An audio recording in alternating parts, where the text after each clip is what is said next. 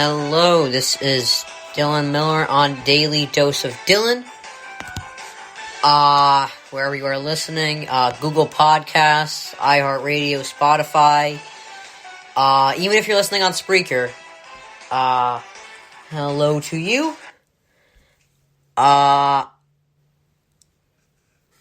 Today is going to be a short podcast.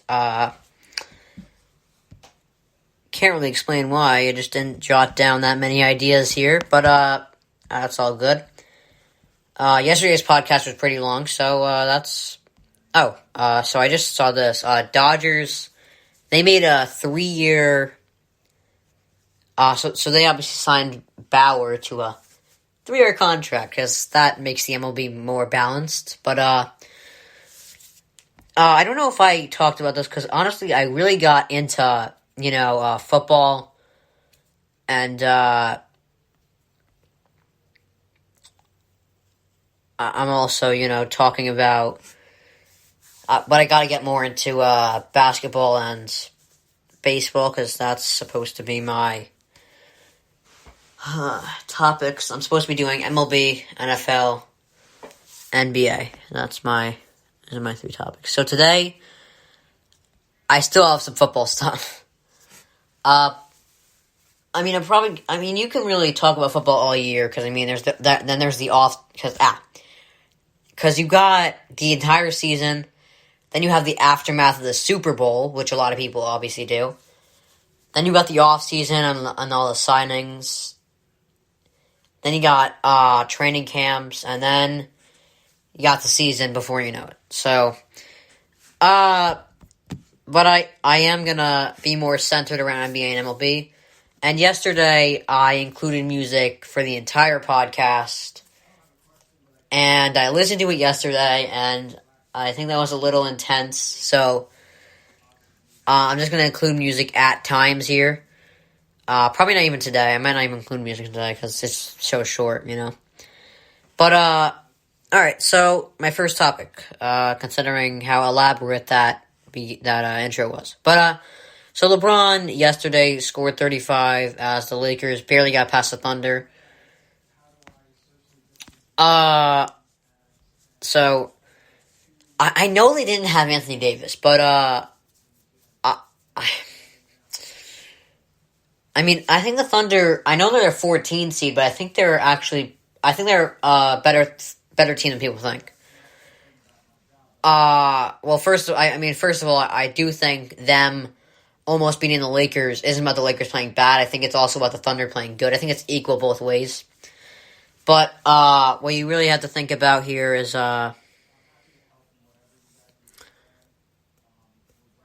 what the difference maker was in these games, and it was the clutch game of LeBron James.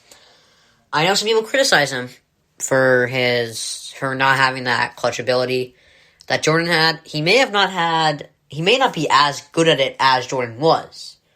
But he definitely has the clutch team. Let's not get crazy here.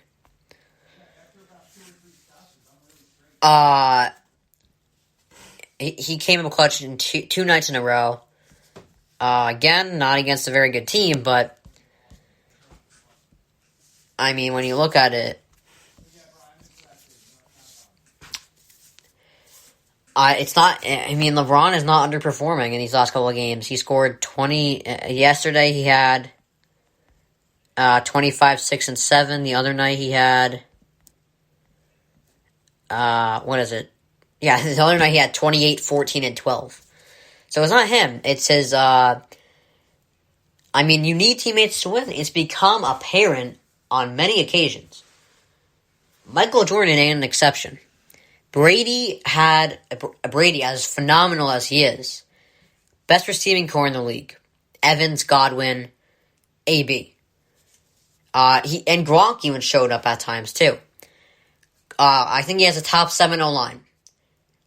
And he has a great defense. You saw when your defense holds the Chiefs to the first non-touchdown games in the Mahomes era, you're doing something right. So, as great as Brady is, he's always had the supporting cast. Jordan had a supporting cast. Kobe had a supporting cast. Everyone does. And LeBron is missing AD, and they have to have, up until AD's injury, the Lakers supporting cast, like basically everyone they signed a free agency, which I thought was pretty much an overhaul, to say the least. Schroeder, Montrezl Harrell, Wesley Matthews, those role players. I guess you could consider them key, but they've done what they have to do. But Schroeder showed up, 19 points both nights. Harrell showed up, 20 and 21. But that's what they've been doing all year. That's what's helped LeBron kind of get pushed. AD wasn't there, and that's what's holding him back.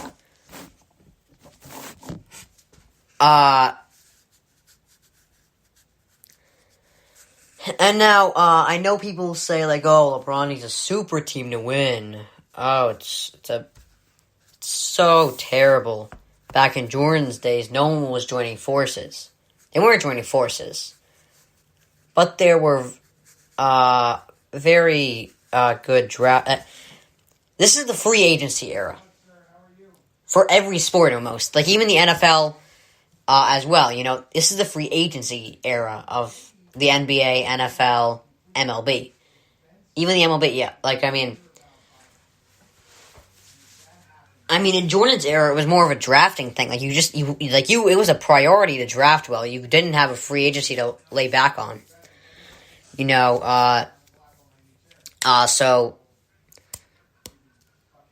I didn't think this ever happened until LeBron had that whole... so here's the thing. So Jordan... The difference between LeBron and Jordan... the difference between their timeline is... Jordan had a rough 5-6 year run to start. People forget he never made the playoffs without Scottie Pippen. Never won a championship without Scottie Pippen. Or Phil Jackson. And did I say he didn't make the playoffs? He never won a playoff game without them, really. He was 1-9 without Pippen. And, But year 4, they got Pippen. And, during the Last Dance, Jordan's solution to the Pistons beating him up every night was to gain weight. And they compared it to LeBron's solution when the Celtics were beating him every year when he went to the Heat. Well, those were different timelines, and I'm going to explain why here. Jordan... Alright, so Jordan got Pippen in his 4th year. And Pippen had evolved. He got better each year, Pippen. So I think when Jordan kept getting beat up by the Pistons, he was like, okay, this is terrible, but I got this guy beside me to, build around. So why don't I stay here? Because the Bulls are trying to keep me. They're well-intentioned here. And I think Pippen is something special. I think that's what he was thinking. I think that's what he had in his mind. And if you watch the Pistons 30 for 30, the year they lost and got swept, what they were saying was that year Scottie Pippen grew up. That was the difference maker. So the thing is, I think it's possible to have a difference maker be the best player is not always a difference maker. Pippen was the difference maker in that run, the 91 run. Because the Pistons had this Jordan rules thing and really the Jordan rules was tackling Michael Jordan. Let's just be honest, that was the Jordan rules. It was tackling him. There was no sophisticated, defensive play calling way of running things. It was all we're just gonna make sure Michael doesn't get anywhere near the rim. And their thought behind that, and behind not stopping Scottie Pippen, was, you can't win championships with one player. and meaning Scottie Pippen. Like, if you take out Michael Jordan, you got nothing. But then, but the problem here was, it wasn't that, wasn't only that Jordan wasn't effective, Pippen wasn't bailing him out at all. And that's not like a knock on Jordan. I mean, everyone needs teammates to bail him out at times. Meta World Peace, he had that shot to bail out Kobe. Ray Allen bailed out LeBron in that one finals. Kerr bailed out Jordan, and Paxson bailed out Jordan. So, I mean, like, Pippen wasn't bailing him out when Jordan was underperforming. That was the problem. And that was because he was a young player. He was still a young player when they played the Pistons. And then he grew up, and that was the difference maker. Jordan could have played very well, and the reason was because Pippen played well. So what they realized was, okay, so we got both of them playing well. Who do we want to stop? Which way are we going? Pippen was the difference maker in that one.